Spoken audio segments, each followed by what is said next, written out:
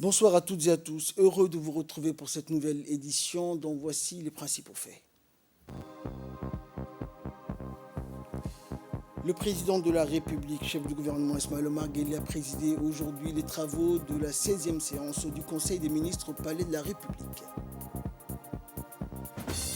Et dans l'actualité internationale, Joe Biden a finalement ratifié l'adoption de son vaste plan pour les infrastructures. Voilà pour les titres, bonsoir à tous. Sous la présidence du chef de l'État et chef du gouvernement Ismaël Omar Guelleh s'est tenue aujourd'hui la 16e séance du Conseil des ministres où plusieurs questions étaient à l'ordre du jour. Écoutons pour plus de précisions le compte rendu du chef de la diplomatie djiboutienne et porte-parole du gouvernement. Sous la présidence du chef de l'État, son Excellence M. Ismaël Omar Guelleh, s'est tenue la 16e séance du Conseil des ministres en ce mardi 16 novembre 2021. Étaient inscrites à l'ordre du jour 4 questions.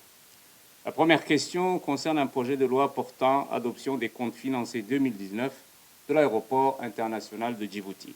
Les comptes financiers de l'aéroport international de Djibouti pour l'exercice 2019 se présentent en charge à 2 951 millions de francs Djibouti et en produit à 3 261 millions de francs Djibouti, soit un résultat positif net de 3 105 millions de francs Djibouti.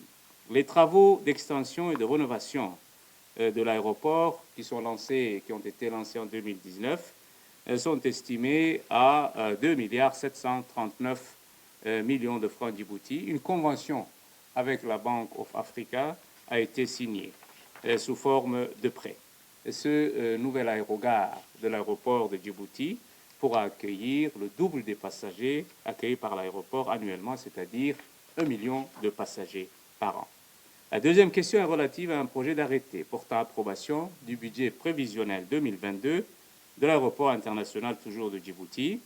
Le budget provisionnel pour l'exercice 2022 de l'aéroport international du Djibouti se présente comme suit. En produit, 2 573 millions de francs Djibouti et en charge à 2 548 millions de francs Djibouti. Un résultat toujours net positif de 2 499 millions de francs Djibouti. La crise sanitaire a paralysé toutes les activités économiques du monde, ce qui a impacté, bien entendu, le secteur du transport aérien. À cause de cette pandémie, l'exercice 2021 en matière de recettes de l'aéroport enregistre une perte de 128 millions de francs Djibouti. L'aéroport est aussi en train de travailler sur la mobilisation de financement pour des travaux de réfection des chaussées aéronautiques. Le coût de ces investissements sont estimés à 901 millions de francs Djibouti. La troisième question concerne un projet d'arrêté portant approbation du budget prévisionnel d'électricité de Djibouti pour l'exercice 2022. Ce budget prévisionnel 2022 de l'EDD se présente comme suit. En produit à 30 716 millions de francs Djibouti et en charge à 29 547 millions de francs Djibouti, soit un résultat bénéficiaire d'1 169 millions de francs Djibouti, un montant des investissements estimé à 13 39 millions de francs Djibouti, une participation des tiers aux investissements estimée à 2 362 millions de francs Djibouti, l'emprunt et le capital à rembourser est estimé à 7 809 millions de francs Djibouti. La quatrième question est relative à un projet de décret portant nomination de Madame Nasro Ibrahim Habib Ibrahim, inspectrice auprès de l'inspection d'État, qui est nommée directrice générale par intérim du Fonds pour le développement économique de Djibouti, en remplacement numérique de M. Ali Daoud Ahmed, qui est affecté à son service d'origine à la Banque centrale de Djibouti. Dans l'actualité également, hier, après la réunion du comité de pilotage du Fonds des objectifs de développement durable qui a porté sur la cartographie des investissements mondiaux pour le développement durable sous le patronage du Premier ministre, une importante réunion s'en est suivie. Cette dernière portait sur une présentation du projet conjoint SDG. Cette concertation de haut niveau a aussi porté sur les réalisations et difficultés rencontrées. Lors de ces discussions, une proposition pour un plan d'accélération en a découlé dans le cadre national national d'un financement intégré. Et lors de cette même réunion, la stratégie nationale de protection sociale a été aussi au cœur de discussion. Il a été convenu de renforcer les relations entre le système des Nations Unies et le gouvernement de Djibouti pour trouver le financement nécessaire pour la protection sociale et la lutte contre la pauvreté. Dans le cadre de sa tournée initiée dans les régions de l'intérieur, la ministre de la Femme et de la Famille, Mouna Ousmane Aden, s'est rendue dans le village de Dougoum, dans la région de Tadjoura, accompagnée de cadres de son département et 2 parlementaires de la région. La ministre et sa délégation ont été accueillis à leur arrivée par le préfet de la région et le vice-président du conseil régional. Ce fut l'occasion pour la ministre de visiter le SOS Village d'enfants de Tadjoura, où elle a été accueillie par les responsables et le staff de cette ONG. Les différentes activités de cette structure leur ont été présentées. Ensuite, la délégation s'est dirigée vers Dougoum, où une foule en liesse les attendait. Et après les salutations d'usage, la délégation a visité les différentes infrastructures communautaires, à savoir la boutique artisanale, l'infirmerie, la classe alphanumérique, la garderie et enfin la fromagerie, dans laquelle a été fait donc l'exposition du fromage fabriqué par les femmes de Dougoum, mais aussi la démonstration du processus de fabrication de fromage. La ministre n'a pas manqué de féliciter les habitants de Dougoum pour leur sens de l'organisation. Elle a assuré que le ministère de la Femme et de la Famille sera à côté de la population de Dougoum pour continuer à les appuyer dans la réalisation des activités de développement communautaire.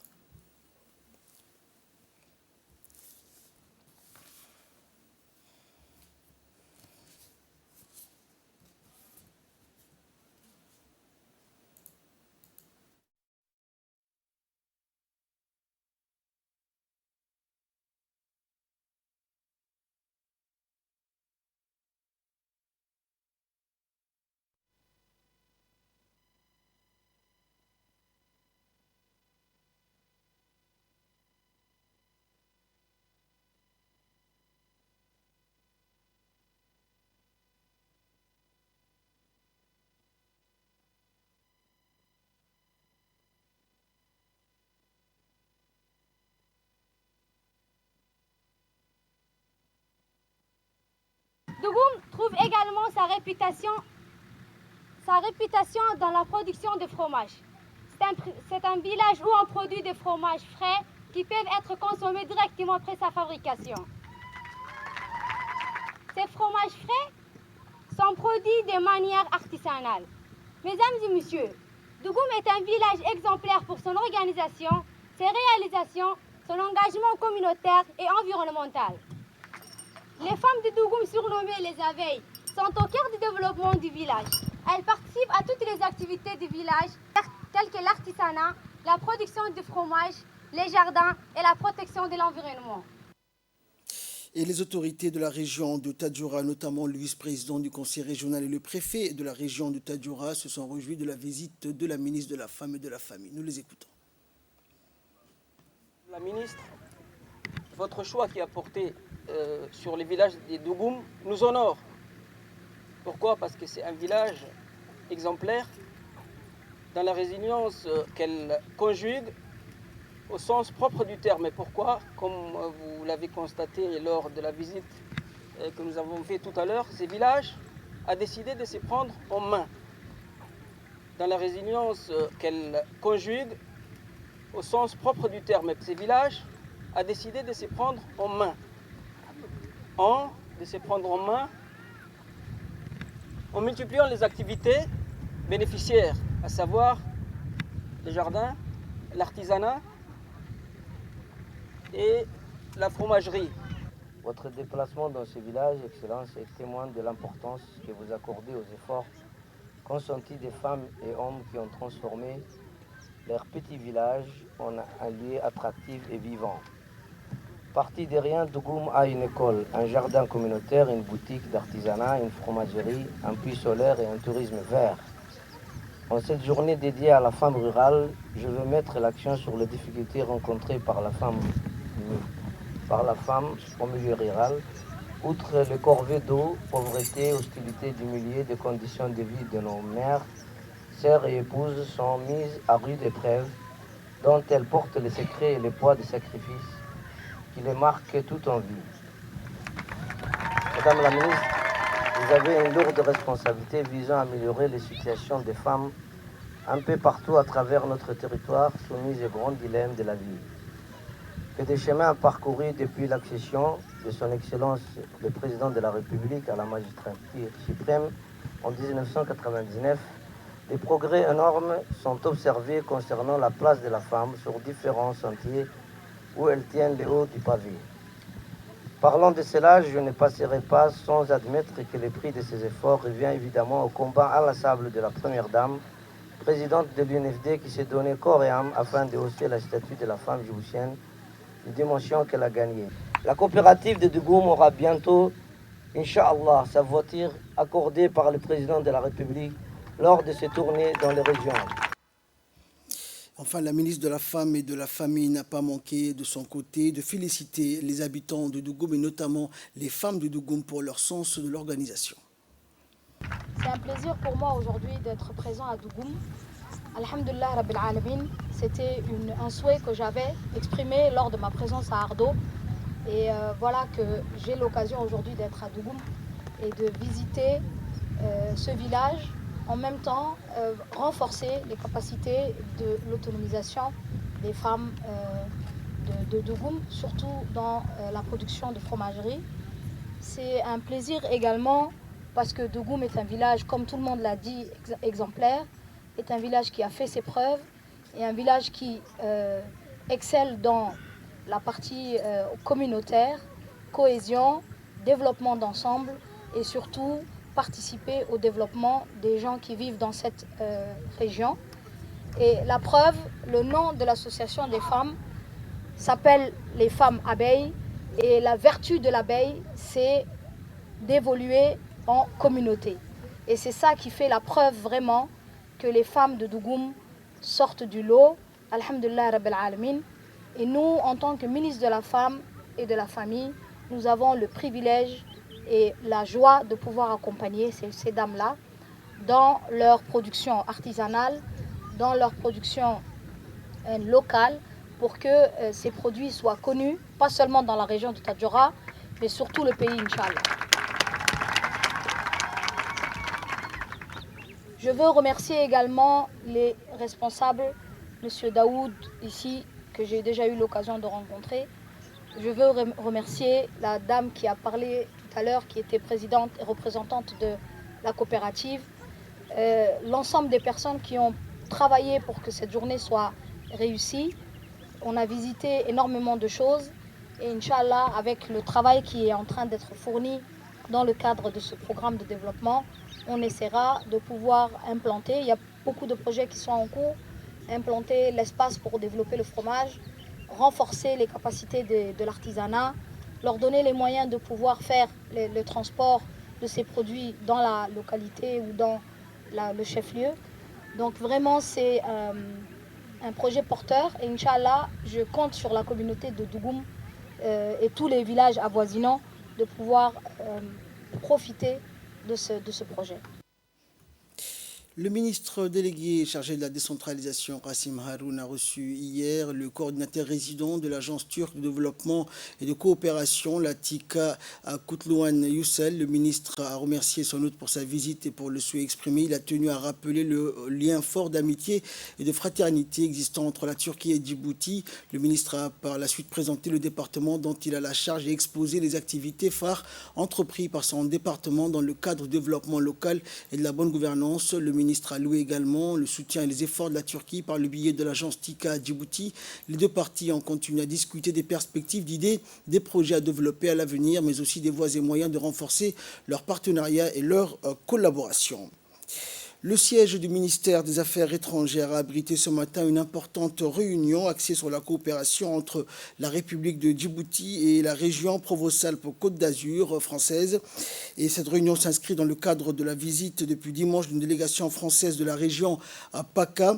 En effet, la rencontre a réuni les membres de cette délégation, le conseiller régional et président de la commission biodiversité, mer et littoral, parcs naturels régionaux de la région Sud-Paca, avec des représentants de nombreux départements ministériels. industrielle. Conformément à l'ordre du jour, l'objectif principal de la rencontre a été de faire le point sur un grand nombre de dossiers dans les domaines assez variés, dont l'énergie, le tourisme, l'enseignement supérieur et la recherche. Lors de son intervention inaugurale à la Réunion, l'ambassadeur de France à Djibouti, Arnaud Guillois, a souligné l'importance de cette rencontre.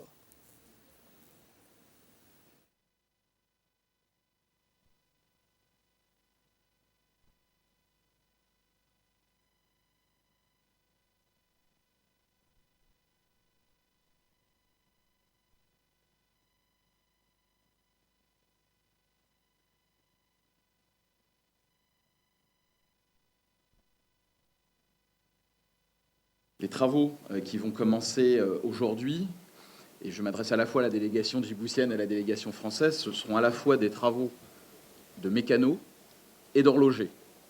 De mécano parce qu'il faut qu'on soulève le capot. C'est-à-dire qu'il faut que chaque institution se connaisse davantage, qu'il faut qu'il y ait une parfaite compréhension des attentes des uns, des propositions des autres, des ambitions des uns et des capacités des autres. Ça, c'est important. Et puis un travail d'horloger, parce qu'il va falloir entrer dans le détail. Tout ne sera pas possible tout de suite.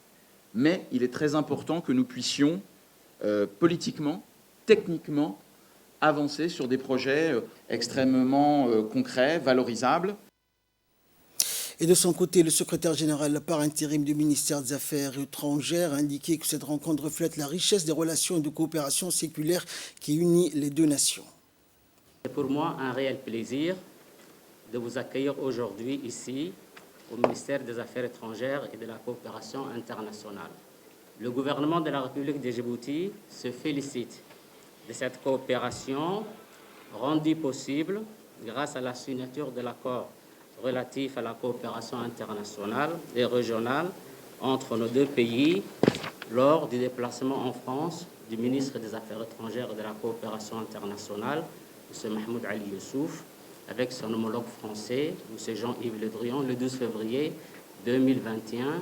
C'est dans cet esprit que nous nous retrouvons aujourd'hui ici afin de faire le point, conformément à l'ordre du jour, sur un grand nombre de dossiers qui feront la richesse de notre coopération, notamment dans le domaine aussi varié que l'environnement, l'énergie, l'agriculture, le tourisme, la culture, la jeunesse, l'enseignement supérieur, la recherche, etc. Je forme le vœu que le résultat de nos discussions répondront aux attentes de nos autorités respectives qui accordent aux relations, au renforcement des relations bilatérales historiques et stratégiques, déjà au beau fixe entre nos deux pays, une grande importance.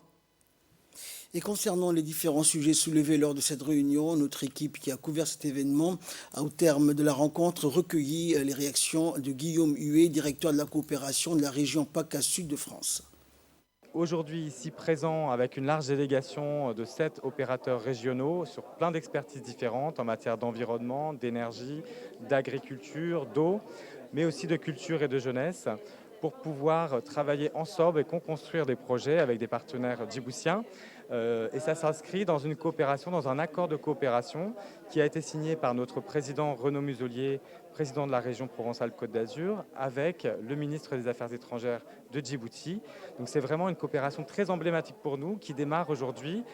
Et donc on a la chance maintenant de découvrir à la fois nos partenaires institutionnels, mais aussi l'ensemble des opérateurs djiboutiens et de faire un certain nombre de visites de terrain qui nous permettent de voir toute la richesse de ce territoire qui ne demande qu'à être révélé, et on est véritablement là pour vous accompagner et pour pouvoir co-construire ensemble cette belle relation d'amitié, de fraternité.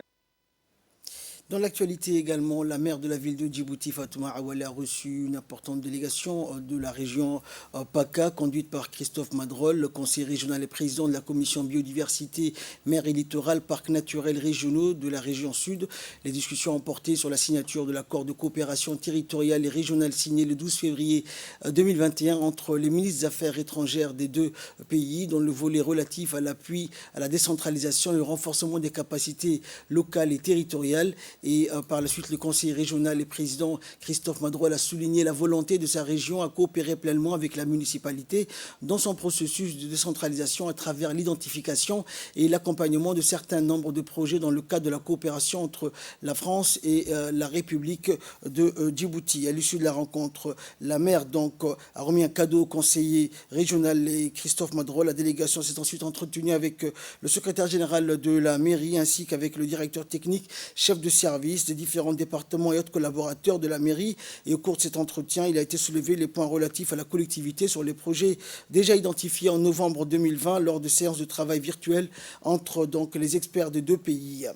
Et donc l'ambassadeur de France, Arnaud Guillois, a évoqué donc les liens séculaires historiques qui existent entre les deux pays et que ce sont deux nations amies donc qui partagent de vraies valeurs et que ce genre de coopération renforcerait cette amitié légendaire. Et la maire, tout en remerciant la délégation, a souligné l'importance que revêt cette visite car elle témoigne, a-t-elle dit, de l'excellent rapport de coopération entre la France et Djibouti, mais également que sa portée contribuera à l'amélioration des conditions de notre cité. La délégation française région Provence-Alpes-Côte d'Azur a poursuivi sa visite en se rendant cette fois-ci à la protection civile. Le directeur de la protection civile, Mahmoud Moussa, a reçu donc dans son bureau l'ambassadeur de France, Arnaud Guillois, et le conseiller régional et président de la commission biodiversité donc, des régions de la région sud de la France. Le directeur de la protection civile, le colonel Mahmoud Moussa, a exposé à la délégation française les missions, moyens et services de la protection civile djiboutienne. Ainsi donc a été évoqué le renforcement de la coopération de nos deux pays dans le domaine de la protection civile. La délégation française a eu droit à une visite guidée de la caserne avec les explications du directeur général de la protection civile. La délégation a remercié donc le directeur de la protection civile et cette visite sur le terrain est rendue possible grâce à la signature, rappelons-le, d'un accord de coopération territoriale et régionale signé le 12 février dernier entre Mahmoud Ali Youssouf et son homologue donc français Jean-Yves Le Drian en marge du déplacement du chef de l'État en France, Ismaël Omar Guelleh, pour une visite officielle. Et enfin donc la visite s'est clôturée par la traditionnelle photo de famille.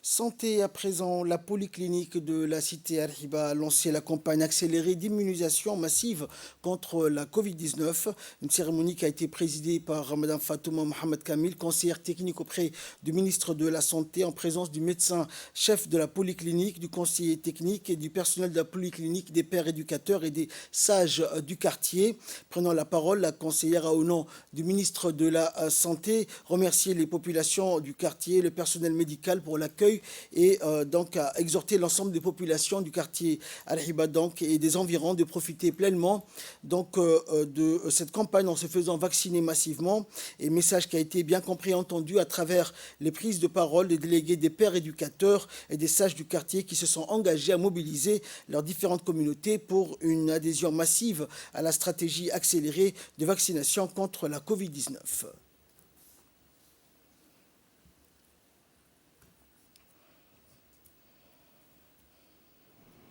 دفاعهن أفتبو هناهن إيرودايا ويرودا كهينا مرحبلا مقومري دحلن كي هنا ماي أفاكي متمرينك ميغرون تنك ريفوجي تنك هنا كادو بارو دايلو تنكي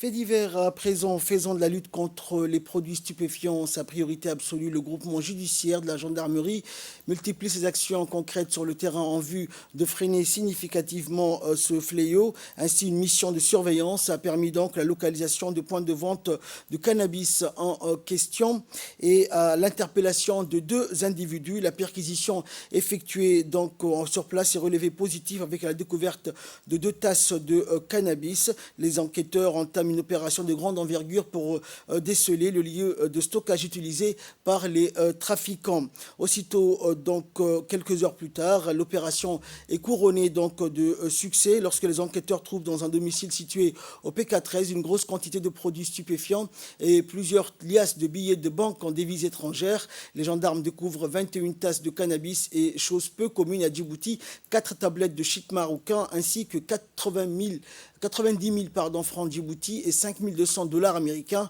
La valeur marchande totale de ces produits stupéfiants s'élevait à 3 800 000 de nos francs, notamment en raison de la cherté du shit marocain. Les 2 individus mis en cause dans cette affaire ont été déférés devant la justice, puis écroués à la prison civile de Gabod. Et enfin, c'est suite à une plainte déposée par une société de construction qu'une enquête a été ouverte par les éléments de la police nationale du commissariat de Hodan pour trouver les mises en cause. Les policiers du commissariat de Hodan ont arrêté plusieurs individus accusés de vol et de recel de matériel volé. Le matériel volé constitué d'un panneau solaire, de plusieurs batteries, de câbles électriques en cuivre. Ces voleurs avaient l'habitude de vendre les câbles qui contenaient le cuivre sur le marché noir pour les revendre. Très bien organisés, l'un d'entre eux était chargé de monter la garde durant l'opération, pendant que le reste de la bande volait les matériels. Et c'est suite à l'interpellation de l'un d'entre eux que les autres mis en cause ont été interpellés. Au total, 5 individus et un receleur ont été arrêtés dans le cadre de cette affaire et déférés devant le parquet de justice pour répondre de leurs actes. Actualité internationale en présence, c'était dans les titres de cette édition. Le président des États-Unis, Joe Biden, a finalement ratifié son gigantesque plan sur les infrastructures grâce auquel l'Amérique va de nouveau aller de l'avant. Le président américain a signé sa grande loi adoptée au forceps au Congrès lors d'une cérémonie en grande pompe dans les jardins de la Maison-Blanche à laquelle ont assisté des élus démocrates et républicains ayant poussé en faveur de l'adoption du texte. Cette loi consacre 1 200 milliards de dollars à la rénovation ou construction de ponts, routes, bornes pour voitures électriques et canalisation d'eau. Elle doit aussi permettre de développer les transports publics et le réseau Internet à haut débit. Et c'est sur ces images que prend fin cette édition. Merci pour votre très aimable attention. Excellente soirée sur Télé Djibouti.